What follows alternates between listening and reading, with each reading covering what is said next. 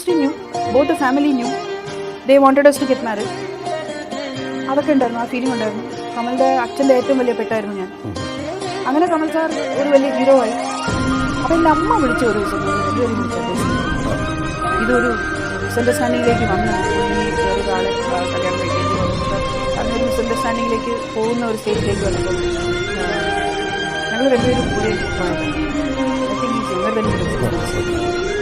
അപ്പോൾ വിളിച്ച് അഡ്വൈസ് ചെയ്തു. പുള്ളി പറയുന്ന രീതിയിൽ ഞാൻ വെയിറ്റ് ചെയ്യണം എന്നുള്ളത്. പക്ഷേ എനിക്കതിന് സമ്മതമില്ലായിരുന്നു. രണ്ട് ഫാമിലിയും കൂടെ ഇത്രയും അടുത്തിട്ട് ഈ ഫാമിലിയെ കൂടാതെ ഒരു ഡിസിഷൻ എടുക്കാൻ ഞാൻ തയ്യാറാണ്. എന്തായാലും അവരുടെ കാര്യത്തോടുകൂടി നടക്കണം. அன்பு தோழி காதலி, அதில் ஒன்றும் டவுட்டே கிடையாது.